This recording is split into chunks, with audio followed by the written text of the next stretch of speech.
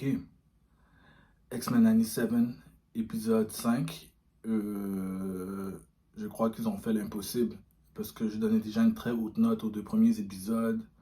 La plupart des épisodes étaient vraiment de qualité supérieure et ils m'ont donné ce que je crois être la meilleure façon d'interpréter l'histoire du massacre des mutants. C'est une histoire que ceux qui ne connaissent pas trop vont la découvrir dans cet épisode-là. Ceux qui la connaissent, c'est une belle interprétation.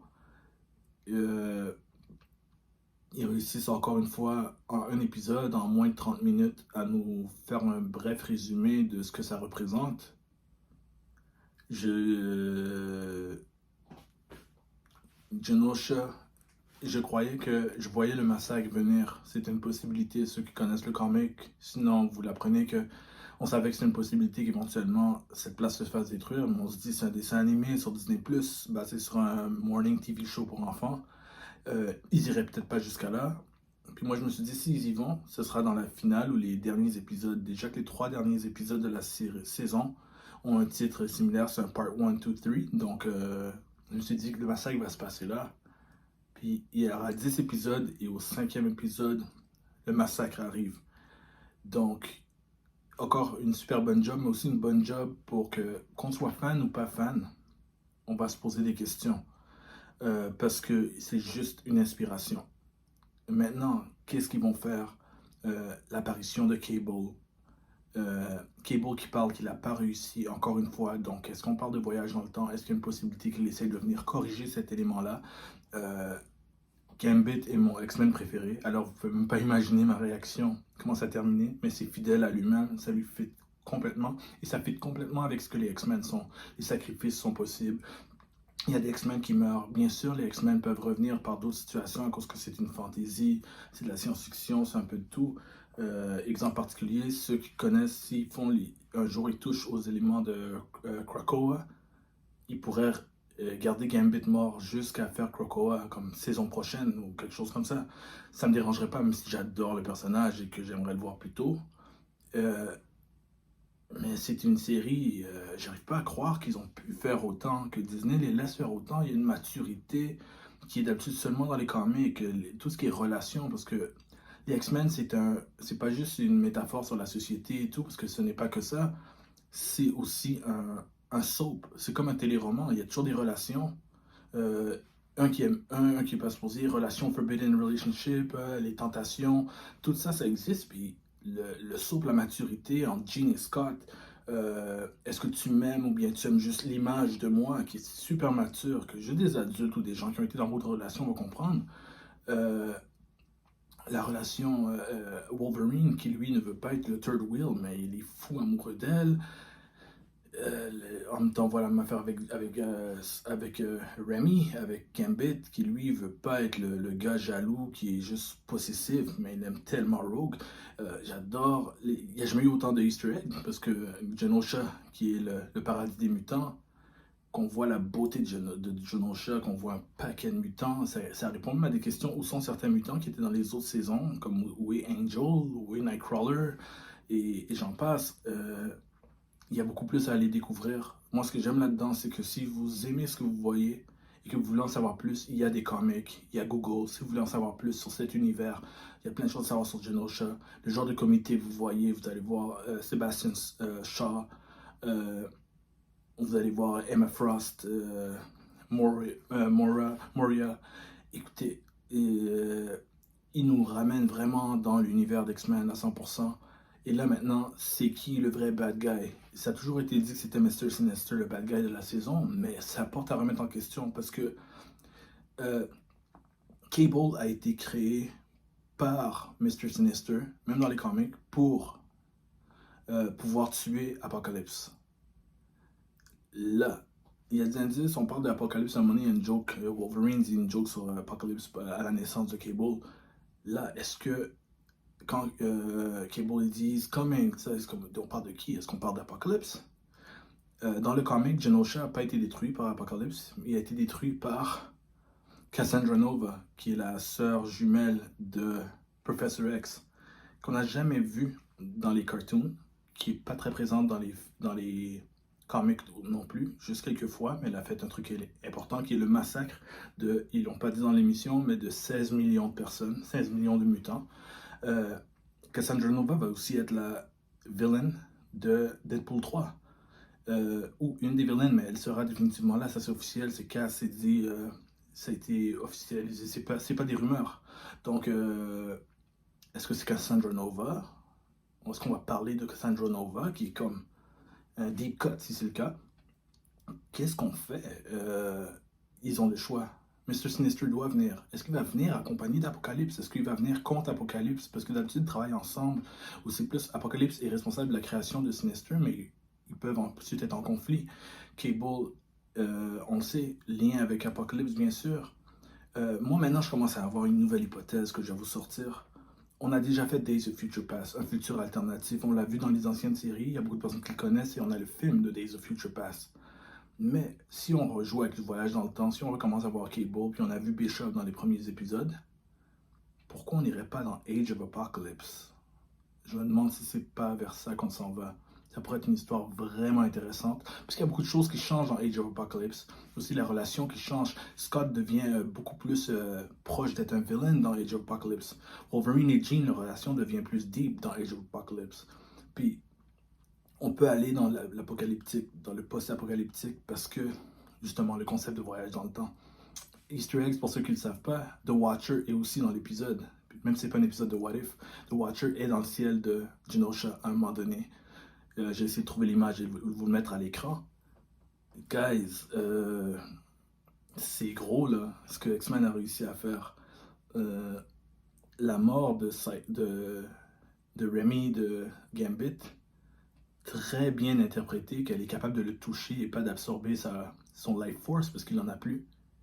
Comme sérieux, l'équipe de Marvel Animation, l'équipe de tout le monde derrière, l'équipe du gars qui malheureusement a part ways avec Marvel Studios pour le travail qu'ils ont fait jusqu'à maintenant. Après 5 épisodes, on est à la moitié de la saison et ça a l'air d'être une finale de saison. Puis pour ça, clap, bravo, vraiment là, avec peu de moyens, dans le sens qu'ils ont moins de 30 minutes, qu'ils ont juste 10 épisodes au lieu d'une saison d'une vingtaine, 22 épisodes. D'un côté, c'est super, pas de filler, mais aussi manque de temps pour réussir à faire ça.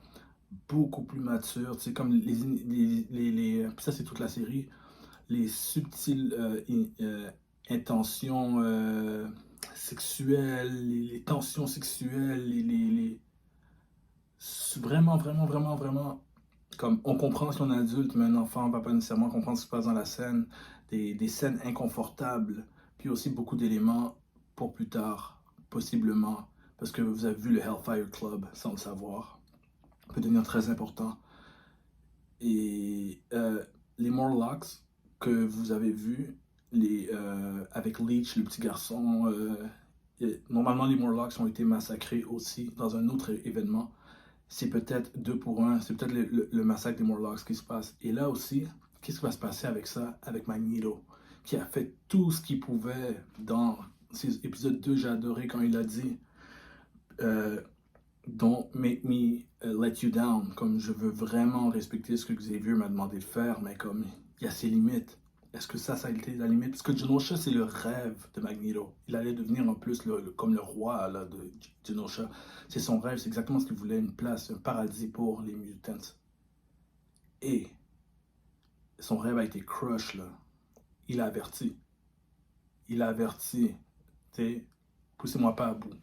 Est-ce que c'est ça qui va ramener Magneto du côté villain? Et si c'est le cas, qu'est-ce qui va arriver avec les X-Men sans leader? Surtout considérant que Cyclope est vraiment pas dans le right state of mind. Et excellent qu'ils nous ont montré enfin Cyclope du bon côté. Ils lui ont donné justice pour ensuite le faire descendre dans le darkness. Excellent. Puis Madeleine Pryor aussi, quoi dire? Ils ont fait suite à son histoire. Ils l'ont mis là-bas. Qu'est-ce que je peux dire? Mais c'est vraiment, vraiment, vraiment... Ils sont allés jusqu'à...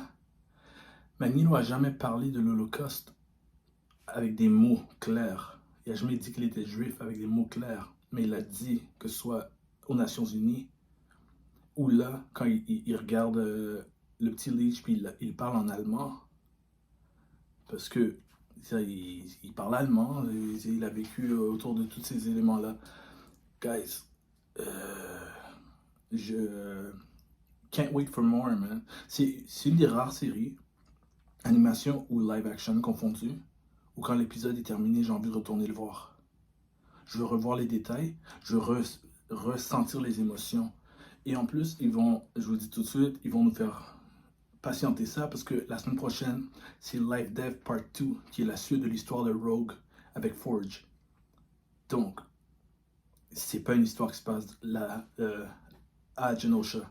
Peut-être qu'elle va être au courant de ce qui se passe et ce qui va l'amener à retourner vers les X-Men. Ses pouvoirs vont éventuellement revenir. Life Dev, c'est un super comic que je vous conseille aussi, qui s'appelle vraiment Life Dev.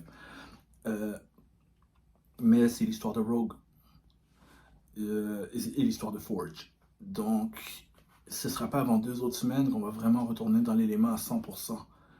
Où on va, guys, je ne sais pas, mais j'adore ce que je vois. Ça fait partir les spéculations, ça fait partir les hypothèses.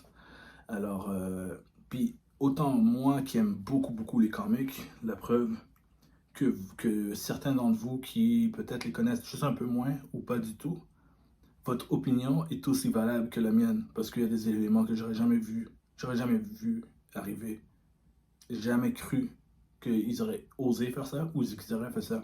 Parce que tout n'est pas, c'est pas page pour page. Il y a plein de choses dedans.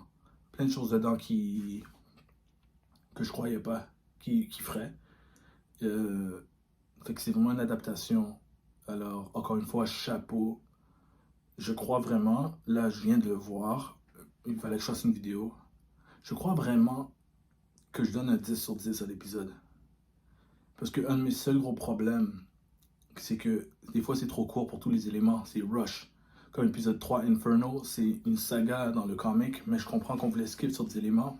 Fait que je leur donnais props comme bravo pour avoir réussi à faire les éléments les plus importants pour avancer l'histoire, et l'avoir fait en moins de 30 minutes. Puis il y a des épisodes où j'étais comme, ah yo, je sens que ça va trop vite. Tu sais, comme Madeline Pryor sur son nom, on comprend pas pourquoi elle s'appelle comme ça. Je suis Goblin Queen, pourquoi elle s'appelle Goblin Queen? Ça sort de nulle part, il n'y a pas de Goblin. Fait que, tu sais, comme, moi, je connais le comic, je sais pourquoi, mais dans la logique de ce que je vois, il n'y a rien qui explique. Mais là, je comprends pas. Cet épisode-là allait à toute vitesse, mais il n'y avait rien qui était rush. Ça allait super vite, mais il n'y avait rien qui était illogique. Il n'y avait rien qui était juste pour faire avancer l'affaire plus vite. Comme tous les éléments étaient bien placés. J'ai eu l'impression, en parlant, pensez-y ceux qui l'ont vu, que c'était une émission d'1 heure de temps. Tellement il y a de choses qui se passent. Et dans les émotions aussi. Dans les émotions sans arrêt. Ça nous tourne à l'envers, ça nous fait vivre un paquet de choses. Même la finale, quand on les voit devant les médias, en train de voir la quantité de morts, puis les images vont peut-être vous choquer. Guys, this is the X-Men. En tant que gros fan d'X-Men, je ne peux pas être plus heureux de voir qu'ils ont adapté mon top 2 de comics ever, de personnages, de la meilleure façon possible. Je suis heureux de pouvoir dire à quelqu'un, si tu veux savoir pourquoi j'aime autant les X-Men, regarde ça, ça représente bien. Ce qui n'est pas toujours le cas dans les adaptations de comic book à l'écran, malheureusement. Il y a des personnages à l'écran de comic book qui ne représentent pas du tout ce que les fans du comic aiment. Dans ce cas, c'est le contraire. C'est quand même ça. And then some si vous voulez aller découvrir. Alright? So, je vous laisse là-dessus. Redcon Movie Club, Dave. Peace.